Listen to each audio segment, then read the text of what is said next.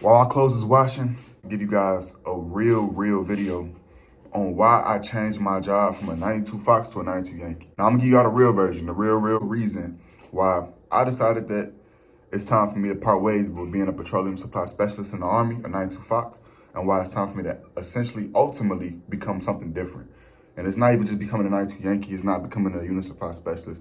It's why I just wanted to get out the job and why I took whatever else came with it. Let's get to it. When I joined the Army, like I said multiple times before, like, yeah, I didn't score that high on the ASVAB. I didn't score that high, so I didn't have that many options. I really didn't. I didn't have that many options.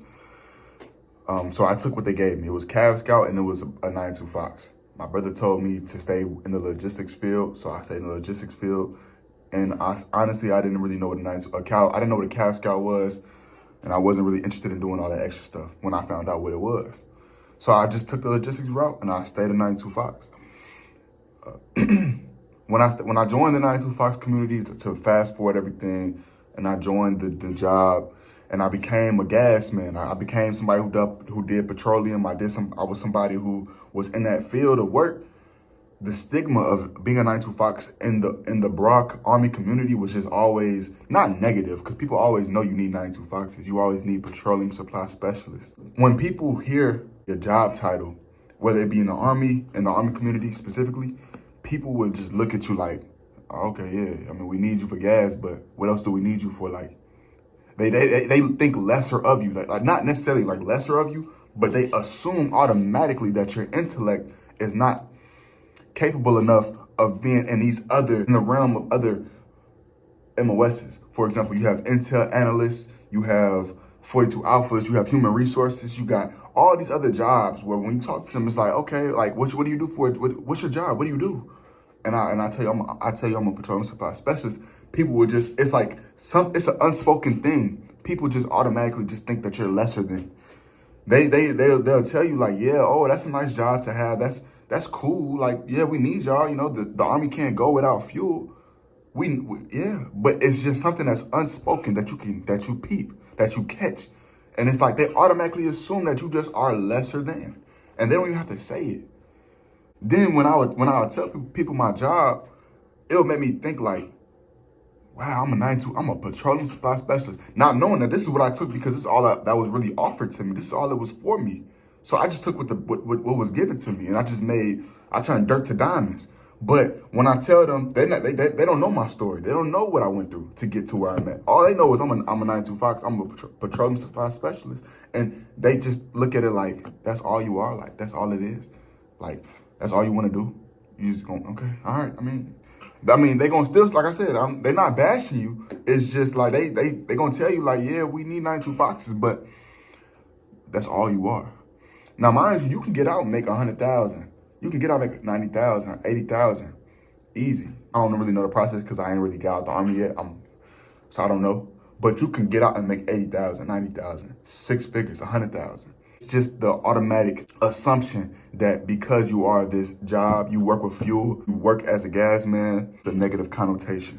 So when I deployed multiple times, I would meet people. And I was very fortunate. I didn't want to go to Fort Carson, Colorado. I did not want to go. I chose to go to Louisiana. I forgot the duty station. It's always changing, but it's somewhere down there in the jungle. So the place I wanted to go to was Fort Polk. It was Fort Polk, Louisiana. That's where I wanted to go. I'm not sure if they changed the name or if it's the same name, but I chose on my wish list. I chose to go to Fort Polk, Louisiana, versus going to Fort Carson. Fort Carson wasn't even on my top 3 wish list, and they still sent me to Fort Carson. But when they sent me to Fort Carson, I was very blessed to have the opportunity that I had because I was able to deploy very early on. A lot of people don't get a chance to deploy, so they don't get a chance to see what the Army really is about and other cultures. When you learn other cultures, you learn more about yourself. When I deployed, I got a taste of what my job was really like, just doing my job for 9 months. And I absolutely hated it. The only time that I loved doing my job was when I was doing the aviation side of the house, when I was working with helicopters and choppers. And I was doing like cool missions, like sling load operations and hot refueling. Like that was cool. Like I love doing that. But I was ground, so I hated doing ground activities. Like when you doing ground, it's like you're literally like like you work at a gas station and people coming to your gas station and using your gas. Like, that's really what it feels like, and I hated it. I just hated doing it. I hated smelling like gas. I hated being a 92 Fox. I just hated the aura of just being a 92 Fox. I just hated it. It was nothing intriguing about being a 92 Fox to me. Especially after I deployed, like when I deployed to my first place, it wasn't a normal duty. It wasn't a normal deployment. It was like a higher ups be there. It was higher up, special forces, all these other people, cool people be in these areas, and I was there. So you talking to people, you mingle, you talk to people. That's what you do in the Army. You meet people, you mingle, and it sparked my intellect to become something more. When I met these people and they sparked my intellect, my platoon sergeant at the time, even though we never really saw eye to eye all the time, he sparked the school situation. So I started getting into school, I started going into college. And then I got to college, and then that wanted me to attain more, to achieve more, from education to career to whatever I wanted to do. It just made me want to do more, do greater. Because when I deployed the first time, all I was doing was just Army. It was Army and my job in the Army. It was never like my career, what I wanted to do. It was never like YouTube. Like even YouTube, I started doing that more when I got back into YouTube when I was on my first deployment. So it was like my platoon sergeant, and I appreciate him for that, because he sparked that interest of just back into college, getting into school. And with me getting back into school, that sparked me trying to strive for more things beyond just education. When I got back into college and I started grinding on everything else I was doing outside of just education and my Army career, I started opening my horizon. Like, okay, boom, I could do a lot more in my life. I could do a whole lot more in my life than I'm actually getting into it. I could be very complacent. I could be chill. I could just do my little 92 Fox job and just be complacent, like, with where I'm at. But I was like, oh, like people out here, like I said, where I'm deployed at, people out here have these cool job titles. They have these very cool things that they're doing. When I got back from my deployment back to Carson, I said, you know what? Me and my friend, and again, I'm very fortunate because I met a friend while I was deployed. We came back together. My friend was just talking about how, like, getting to BSEP, go to BSEP, get your scores up, and then go to do anything you want to in the Army.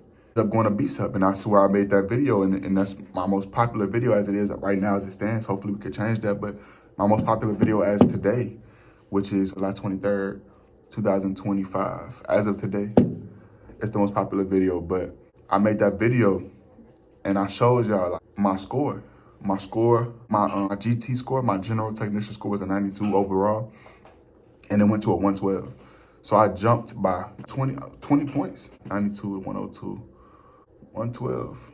It jumped from a 92 to 112. And because when I went to BSEP, I wanted to go commission officer. I wanted to go to commission. I wanted to chase the money. That's why I was going commission officer. I wanted to go to BSEP when I got back because my mind has been open to all the possibilities that the Army has to offer and what the world has to offer beyond the Army. But I was like, I can make my career longer in the Army if I go commission. So when I got back, I went to BSEP. My friend told me to go to BSEP. I went to BSEP, and I accomplished something I didn't think I could even accomplish. Because when you go to BSEP, they tell you that normally people boost their scores from like 10 points to 12 points. I boosted it by like 20 or 30 points. When I did that, when I boosted my points, I'm like, okay, wow, now I have an unlimited amount of jobs available to me.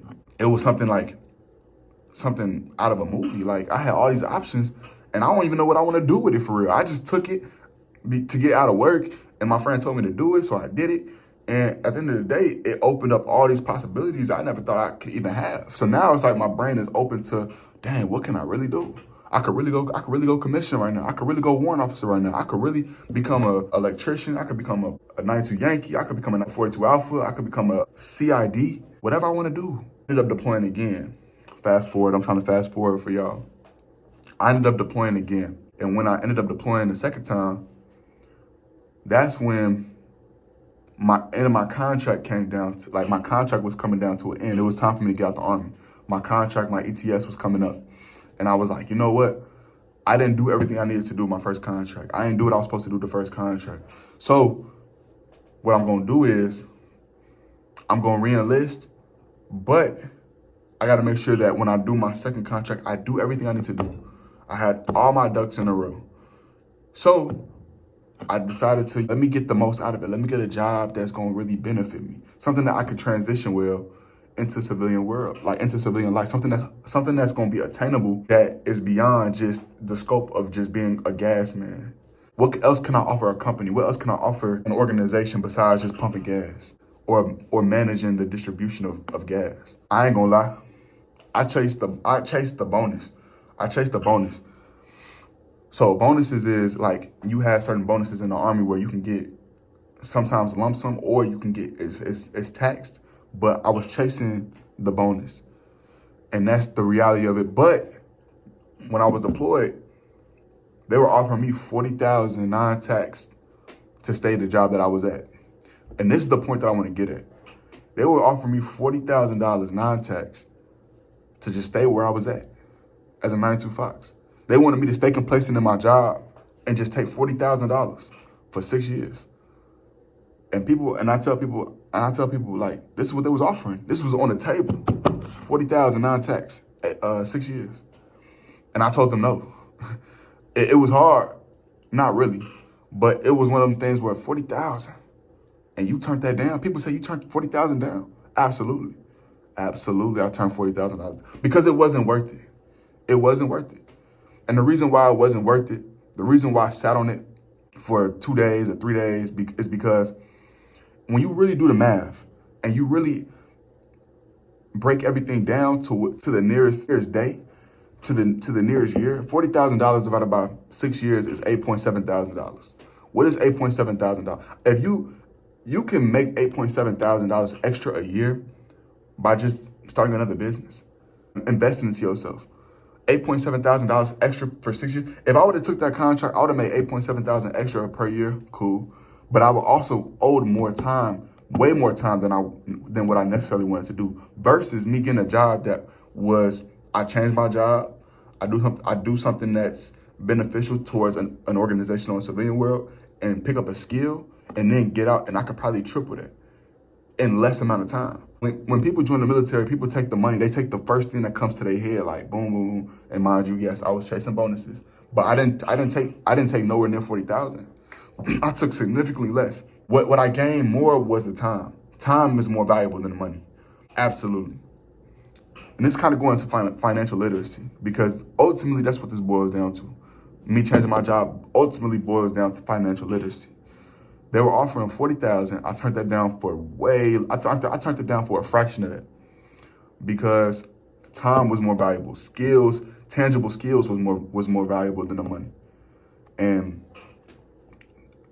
even though I go through things on a daily basis here at what I'm doing now on my regular work life and what I got going on in the Army, that's just minuscule to what I would have been dealing with as a 92 Fox. Because mentally, my mindset was over being a 92 Fox. I was over the stigma of just, that's all you are, as a gas man. When you're in a room with people, they assume that you don't know what's going on in the world. They assume that all you know is being a gas man. You can't bring nothing to the table. I can't bring you to the table and we can have an intellectual conversation about what's going on in the world.